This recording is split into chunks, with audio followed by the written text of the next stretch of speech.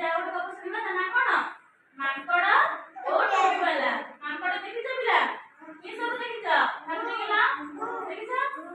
ଆଉ ଯୋଉ ଟୋପିବାଲା ଅଛି, ଟୋପିବାଲା ମାନେ କଣ? ଯିଏ ସବୁ ଟୋପି ବିକନ୍ତି। ଟୋପି ସବୁ ଦେଖିଛ? ଟୋପି କଣ କରନ୍ତି? ଟୋପି କଣ କରନ୍ତି? କୋଉଠି ଦିଅନ୍ତି? ମୁଣ୍ଡରେ। ସେମିତି ଆଜି ଗୋଟେ ସେଇ ଗପ ଶୁଣିବା, ମାଙ୍କଡ଼ ଆଉ ଟୋପିବାଲା। ତାହେଲେ ହଁ, ସେ ଗପ ଶୁଣିବା ଆମେ ଗପ ଆରମ୍ଭ କରିବା।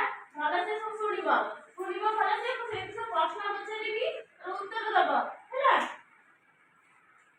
ଏମିତି ଧରିଲେ କଣ, ଏବେ ସବୁ ଶୀତ ଦିନ ଯାଉଛି, ଖରା ଦିନ ହୋଇଥାଏ। ଖରା ଦିନ କଣ ଜୋର ଖରା ହୁଏ। ଦିନେ ଖରା ଯୋଉ ଖରା ଦିନରେ ଗୋଟେ ଟୋପିବାଲା କଣ କରେ, ଟୋପି ବିକିବା ପାଇଁ ଗୋଟେ ଗାଁକୁ ଯାଉଥିଲା। ଜୋର ଖରା ହଉଥିଲା। ଆମେ ଖରାରେ ଚାଲିବାର ଗରମ ଲାଗେ, ଥକାଳିଆ ଲାଗେ। ସେମିତି ଟୋପିବାଲା କଣ କଲା, ଟୋପି ସବୁ ବିକିବା ପାଇଁ ଖରା ଦିନ ଟୋପି ବିକା ଦେଲା। କଣ ଚାଲି ଚାଲି ବହୁତ ଥକା ଅନୁଭବ କଲା। ସେ କଣ ଗୋଟେ ବରଗଛ ଥିଲା, ବରଗଛ ଦେଖିଛ? ଆଉ ସବୁ ଛାଇ ଥାଏ, ଛାଇରେ ବସିଲେ କଣ ଲାଗେ, ଥଣ୍ଡା ଲାଗେ, ପବନ ହଉଥିବ। ସେ ଛାଇରେ କଣ ଟିକେ ରେଷ୍ଟ କରୁଥିଲା, ବିଶ୍ରାମ ନେଲା। ବିଶ୍ରାମ ନେଲା ପରେ କଣ, ତାକୁ ସେ ବସୁ ବସୁ ତାକୁ ନିଦ ଲାଗିଲା। ନିଦ ଲାଗିଲା ସେ ଶୋଇ ପଡିଛି।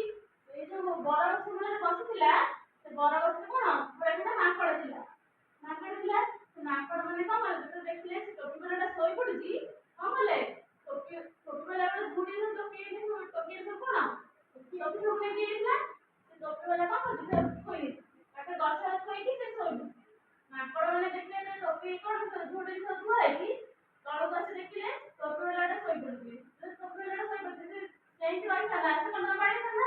ଦେଖିଲା ସେ ଶୋଇ ପଡିଛି। ଟୋପି ସବୁ କଣ କଲା, ଗୋଟେ ଗୋଟେ କରି ସବୁ ମାଙ୍କଡ଼ ଆସି ତଳକୁ ଓହ୍ଲେଇକିରି ଟୋପି ସବୁ ଗୋଟେ ଗୋଟେ କରି ନେଇଗଲେ।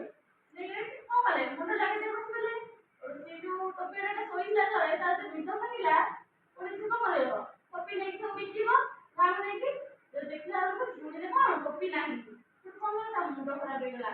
ଟୋପି ଥିଲା କୁଆଡ଼େ ଗଲା। ଗୋଟେ ଆଡ଼େ ଅନେଇ ଦେଖିଲା ବେଳକୁ କୋଉଠି ବି କେହି ଲୋକ ନାହାନ୍ତି।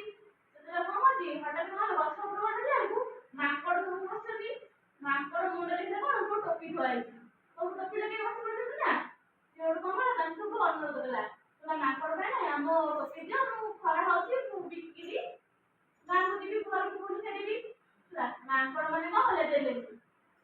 ତାକୁ ବହୁତ ଅନୁରୋଧ କଲା, ହାତ ଯୋଡ଼ିଲା, ଅନୁରୋଧ କଲା, ତଥାପି ଦେଲେନି। ଏମିତି କେତେ ସମୟ ଅନୁରୋଧ କରି କରି କଣ ହେଲା, ମାଙ୍କଡ଼ ଯୋଉ ଦେଲେନି ଯେମିତି, ଟୋପିବାଲା କଣ କଲା, ତା ମୁଣ୍ଡ ଗୋଟେ ବୁଦ୍ଧି ଆସିଲା।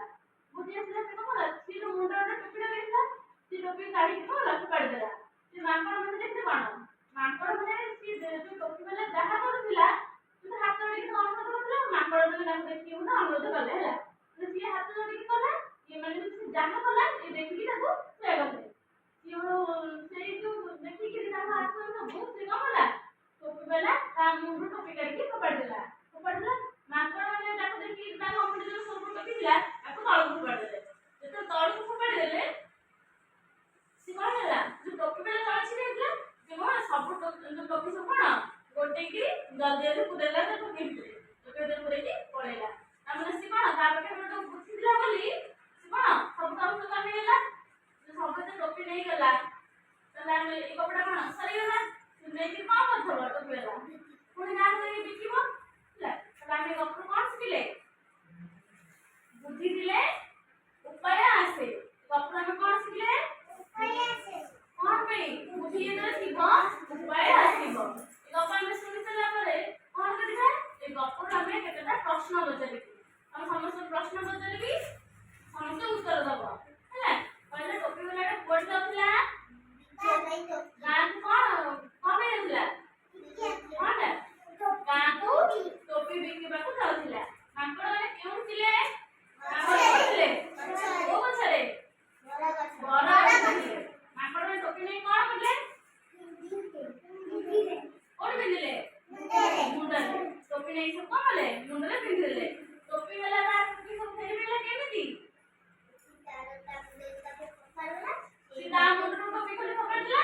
ମାଙ୍କଡ଼ ମାନେ ସମସ୍ତେ ତା ମୁଣ୍ଡ ସବୁ ଟୋପି ଫୋପାଡ଼ି ଦେଲେ। ଯେତେବେଳେ ଫୋପାଡ଼ି ଦେଲେ, ଟୋପିବାଲା ସବୁ ଟୋପି ଗୋଟେଇକିରି ନେଇଗଲା ହେଲା। ଆମେ ଏତିକି ଗପ କହିବା, ପୁଣି କାଲି ଆସି ପୁଣି ଆଉ ଗୋଟେ ଗପ ଶୁଣିବା ହେଲା। ତମେ ସବୁ ଠିକ ଉତ୍ତର ଦିଅ, ତମକୁ ସବୁ ଧନ୍ୟବାଦ।